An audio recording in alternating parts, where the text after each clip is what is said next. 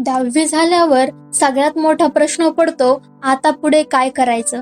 Science घ्यायचं का commerce घ्यायचं की आर्ट्स घ्यायचं, किंवा कोणती डिग्री केल्यावर चांगला जॉब मिळेल?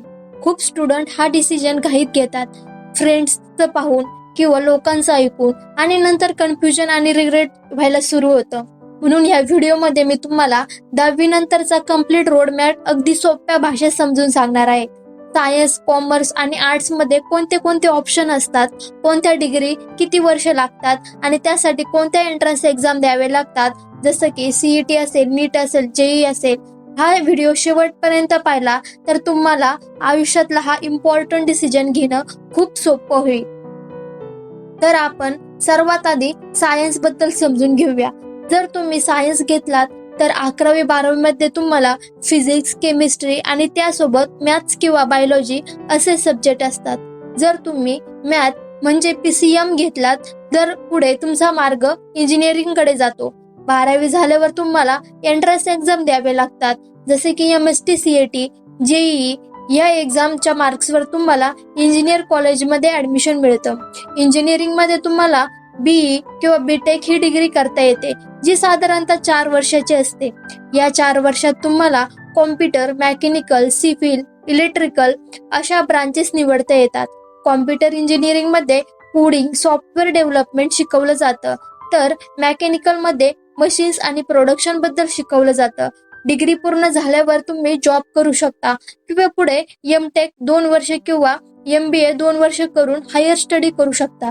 आता जर तुम्ही बायोलॉजी म्हणजे पीसीबी घेतलात तर तुम्ही मेडिकल फील्ड मध्ये जाऊ शकता. इथे सर्वात महत्वाचा एंट्रन्स एक्झाम म्हणजे नीट.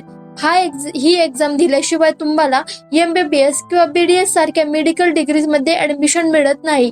नीट क्लिअर केल्यानंतर तुम्ही एमबीबीएस 5.5 वर्ष किंवा बीडीएस 5 वर्ष, बीएमएस किंवा बीएचएमएस 5.5 वर्ष, बीपीटी 4.5 वर्ष किंवा फार्मसी 4 वर्ष असे कोर्सेस करू शकता. मेडिकल फील्ड मध्ये एक लक्षात ठेवायची गोष्ट आहे की ही फील्ड खूप वेळ किंवा मेहनत मागते, पण स्टॅबिलिटी आणि रिस्पेक्ट त्यामध्ये खूप असतो. जर सायन्स घेतलं पण नीट किंवा जेई क्लिअर झालं नाही तर ही ऑप्शन संपत नाही. तुम्ही बीएससी 3 वर्षाची करू शकता, त्यामध्ये बायोटेक्नॉलॉजी असेल, मायक्रोबायोलॉजी असे कोर्स करू शकता. पण या फील्ड मध्ये पुढे एमएससी 2 वर्ष केल्यास करिअर मध्ये ग्रोथ चांगली होते. आता कॉमर्स बद्दल बघूया. कॉमर्स ही फील्ड बिझनेस, फायनान्स आणि अकाउंट्स यावर आधारित असते. 12वी नंतर तुम्ही थेट बीकॉम ही डिग्री करू शकता, जी 3 वर्षाची असते. या डिग्रीसाठी साधारणतः एंट्रन्स एक्झाम लागत नाही, मेरिटवर ऍडमिशन मिळून जातं. जर तुम्हाला प्रोफेशनल कोर्स करायचा असेल तर सीए हा खूप प्रसिद्ध ऑप्शन आहे. यासाठी सीए फाउंडेशन एक्झाम द्यावी लागते आणि पूर्ण कोर्स साधारणतः 4 ते 5 वर्षाचा असतो. हा कोर्स कठीण आहे, पण एकदा पूर्ण केल्यावर सॅलरी आणि करिअर ग्रोथ खूप चांगली मिळते. याशिवाय सीएस म्हणजे कंपनी सेक्रेटरी किंवा बीबीए 3 वर्ष करून पुढे एमबीए 2 वर्ष करून मॅनेजमेंट फील्ड मध्ये जाऊ शकता. आता आर्ट्स बद्दल बोलू. आर्ट्स ही फील्ड खूप लोक कमी समजतात, पण गव्हर्नमेंट जॉब साठी ही खूप स्ट्रॉंग फील्ड आहे. 12वी नंतर तुम्ही bachelor of arts he degree करता, जी 3 वर्षाची असते. ज्या डिग्री मध्ये हिस्ट्री, जिओग्राफी, पॉलिटिकल सायन्स असे सब्जेक्ट असतात, जे यूपीएससी, एमपीएससी सारख्या एक्झाम साठी खूप उपयोगी पडतात. आर्ट्स मध्ये आणखी एक महत्वाचा ऑप्शन म्हणजे लॉ. जर तुम्हाला लॉयर बनायचं असेल तर तुम्ही 12वी नंतर LLB हा 5 वर्षाचा कोर्स करू शकता.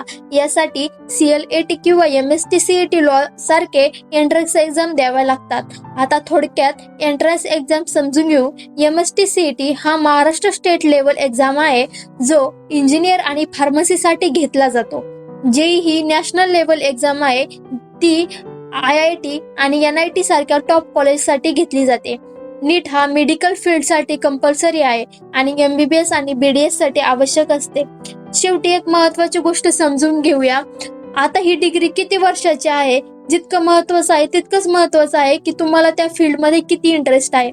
इंजिनिअरिंग हे 4 वर्षाचे आहे, तर एमबीबीएस 5-5.5 वर्षाचे आहे. बीकॉम आणि बीए 3 वर्षाचे आहे. पण यापेक्षा महत्वाचं आहे म्हणजे तुमचा त्या फील्ड मधील इंटरेस्ट किंवा तुम्ही किती कन्सिस्टन्सी ठेवता. तर अशा योग्य प्लॅनिंग, योग्य माहितीसाठी सतत मेहनत केली तर कोणतीही फील्ड तुम्हाला सक्सेसफुल होऊ शकता. तर अशाच नवनवीन व्हिडिओसाठी, नवनवीन माहितीसाठी तुम्ही आपल्या चॅनलला फॉलो करा आणि बेल आयकॉन दाबायला विसरू नका.